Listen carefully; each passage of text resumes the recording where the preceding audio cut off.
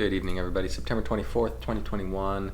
Let's take a look at Bitcoin. Obviously, overnight we had a giant dump on that China FUD, and seems to be old news already. It actually came out a couple weeks ago, but for some reason the market is looking at it now. But regardless, my stance on the news. The news really does not mean anything fundamental. Typically, it's usually just an excuse for whatever was going to happen anyway. So basically, we just need to continue looking at what the chart is telling us and go from there. And so in the larger scheme of things, I think it's important to zoom out here. In the larger scheme of things, we have this, which is, I believe, pretty clearly a one-up. There is that small possibility in the bearish sense that this was simply a B wave in a much larger move, and I've gone over that a couple times. But that would, if this is a B wave, basically from the low all the way back here, we had an A down into this $28,000 range, a B up here to about 53, and then we would be making a C down potentially as low as like 17,000, I think, is the low of that projection. I don't believe that to be the primary case at the moment. I am looking at this as an impulsive move up off of the lows here in this first wave, and we should be holding somewhere in this green box area here as a second wave. And we have done a very nice ABC down off of the highs. Here's A, here's B, here's C. Can C come down a little further? Yeah, sure it can.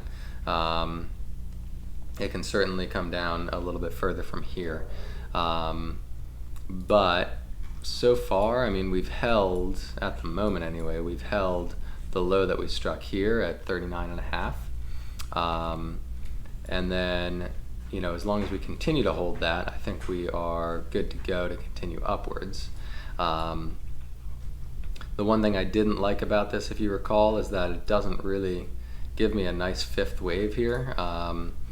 We have 1, 2, 3, 4, and I guess it would have to be a truncated 5 unless we get another move down, in which case this would be 4 here, and this would be 5 coming in, lower.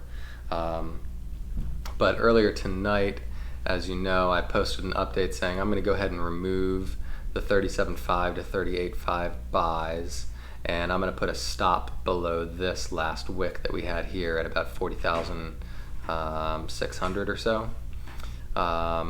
Because if we drop below that, I'm going to go down to the 5-minute chart here to show you what I'm looking at. But basically, off of the low, the low here,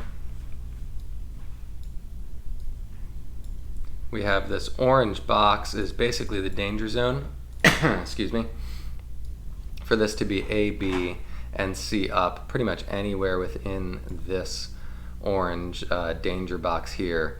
And if it does not break through that zone and go higher, if it rejects instead and breaks down below these lows here, then it's probably making an ABC down, or a new 5-wave move down into that final 5th wave. And the problem is, if we take a fib extension downwards, say this is the first wave and maybe we just struck the second wave there because we have an ABC, let me put this in blue so it's a different color, then the projection down from here is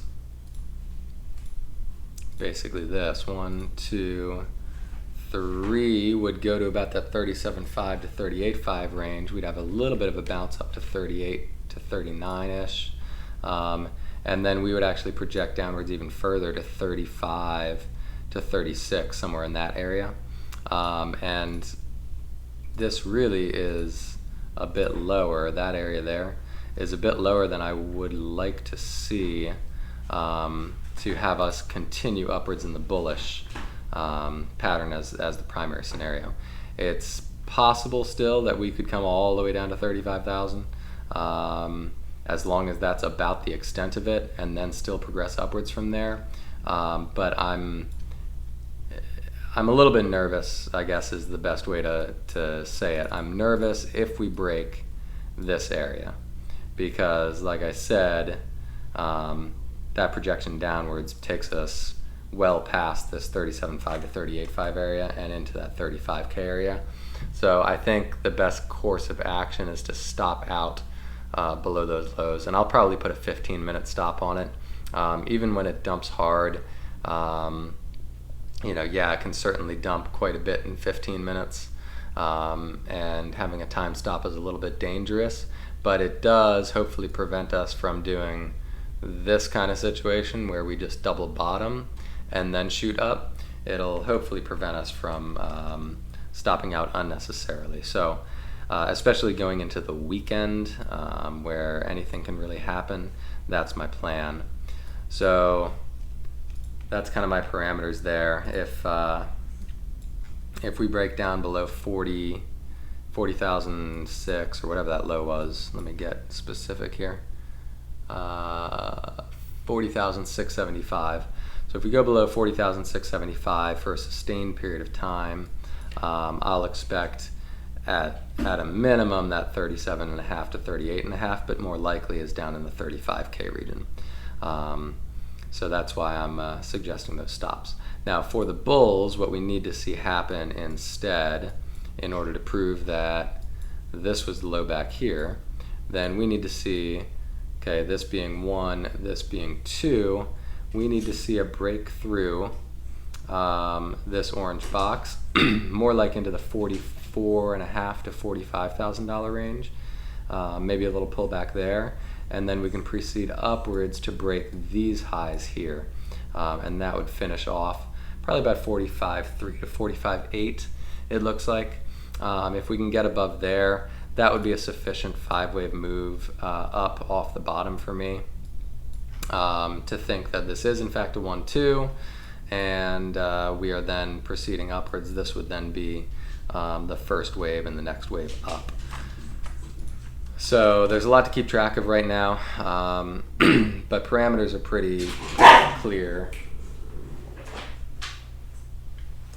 Sorry, my dogs are barking. Parameters are pretty clear. Don't want to see a break below, have a sustained break below 40,675, and the bulls need to push it back above like 44.5 in order to have a chance to continue upwards. So I think that's pretty much sums up everything, and we'll see what the overnight action brings. Weekends, as we all know, are always fun. So we'll see what we get, but I will talk to you guys tomorrow. All right, good night.